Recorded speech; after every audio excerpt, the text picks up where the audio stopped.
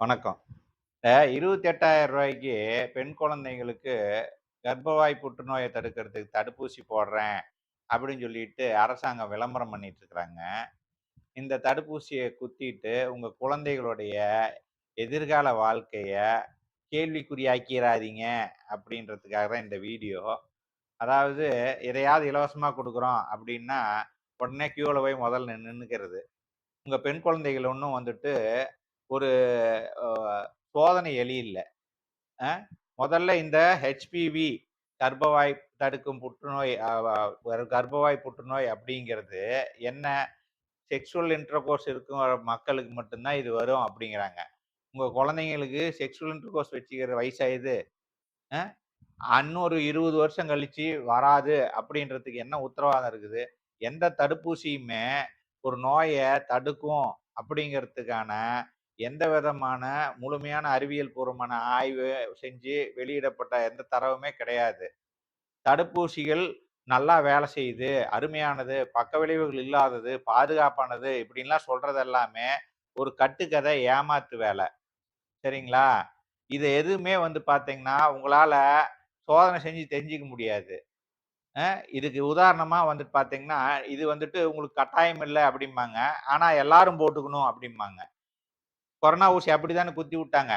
அதுல உங்களுக்கு கட்டாயம் இல்ல. ஆனா எல்லாருக்கும் போட்டுக்கணும். போடாட்டி வீட்ட விட்டு வெளிய வராத, ரேஷன் கிடையாது, வேலைக்கு வராத, சினிமா தியேட்டருக்கு வராத, பொது இடத்துக்கு வராத, வீட்ட விட்டே வெளியில வராத, பொணம் கூட எரிக்கிறதுக்கு கொண்டு வராதன்னாங்க. இப்படித்தானே பண்ணாங்க. இப்போ இது மாரி வேலை தான் இந்த குழந்தைங்களுக்கு இங்க வந்துட்டு எல்லா தடுப்பூசியுமே உங்களுடைய குறுகிய கால பாதிப்புகள் என்ன? நீண்ட கால பாதிப்புகள் என்ன? உடனடி பாதிப்புகள் என்ன? அப்படின்ற விளைவுகள பத்தி, உங்களுக்கு ஏற்படக்கூடிய பாதிப்புகள பத்தி எதையுமே சொல்றதில்ல இவனுங்க. தடுப்பூசி என்னமோ புனிதமானது அப்படின்ற மாரி, பெருமாள் கோயிலுக்கு குடுக்குற தீர்த்தம் மாரி, வாங்கி வாங்கி குத்திக்கிறது. அதெல்லாம் வந்துட்டு இந்த தடுப்பூசிகள் போடுறதுனால, உங்க குழந்தைக்கு எதிர்காலத்துல குழந்தை பிறக்காமயே போறதுக்கான வாய்ப்பு இருக்குது. உயிரிழப்பு ஏற்படுறதுக்கான வாய்ப்பு இருக்குது. இது மாரியான பல வாய்ப்புகள் நீண்ட காலத்துல என்னென்ன ஒ ப பக்க விளைவுகள் ஏற்படும் அப்படிங்கிறதுக்கான எந்த விதமான அ உத்தரவாதமும் கிடையாது. அப்படிங்கிறத நீங்க உணர்ந்துக்கணும்.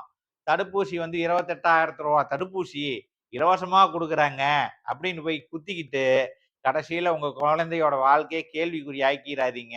மக்களே, இது சம்பந்தமா தருமபுரியில விழிப்புணர்வு ஏற்படுத்துறேன் அப்படின்னு சொல்லி ஔவையார் பள்ளிக்கூடத்துல அ குழந்தைங்களோட பேரண்ட்ஸ் எல்லாம் வர சொல்லி கூட்டம் நடத்துனாங்க. அந்த கூட்டத்துல நான் பேசின வீடியோ இதுக்கு அடுத்ததா வெளியிடுறோம். அது கொஞ்சம் நீண்ட வீடியோவா இருக்கும்.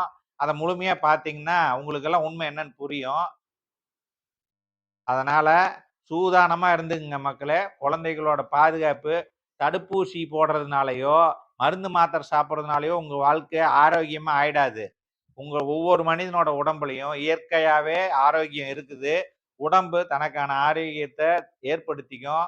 குழந்தைகளுக்கு தடுப்பூசி போடுறோம், மருந்து குடுக்குறோம் அப்படின்னு சொல்லிட்டு இலவசமா குடுக்குறாங்கன்னு போய் போட்டுக்காதீங்க.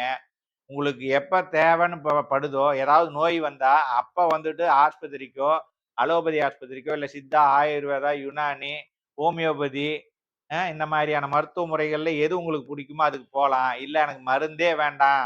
உடலே எல்லாத்தையும் சரி பண்ணிக்கும் அப்படின்ற நம்பிக்கையில இருக்கிறவங்களுக்கும், யாருக்கும் எந்த மருந்தையும் குடுக்க சொல்லி கட்டாயப்படுத்த முடியாது. இது அடிப்படை மனித உரிமை. இது பாதுகாக்கப்பட்டது அப்படிங்கிறத புரிஞ்சுட்டு, பள்ளிக்கூடத்துல குடுக்குறாங்க அப்படின்னு சொல்லி போவாதீங்க. பள்ளிக்கூடத்துல குழந்தைகளுக்கு ஊசி போட்டா, இல்ல மருந்து மாத்திரை குடுக்குறாங்க அப்படிங்கிறதே தப்பு. ஏன்னா, பள்ளிக்கூடத்துல மருந்து மாத்திரை குடுக்குறாங்க, ஊசி போடுறாங்கன்னா, அதனால ஏதாவது பாதிப்பு ஏற்பட்டா, குழந்தைய ஆஸ்பத்திரிக்கு கூட்டு போறதுக்குள்ளார ஏதாவது உயிர் இழப்பு கூட ஏற்படுறதுக்கு வாய்ப்பு இருக்குது.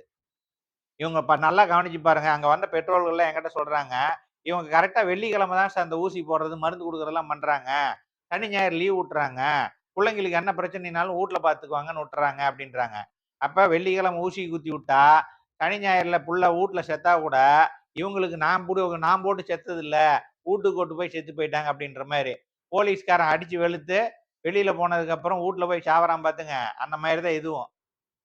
அதனால இதெல்லாம் வந்துட்டு ரிஸ்க் எடுக்கிறதுக்கு தயாரா நீங்க போயி, நான் குத்திக்குவேன் அப்படின்னா, நாம ஒண்ணும் பண்ண முடியாது. அது உங்க விருப்பம். இல்ல, இல்ல.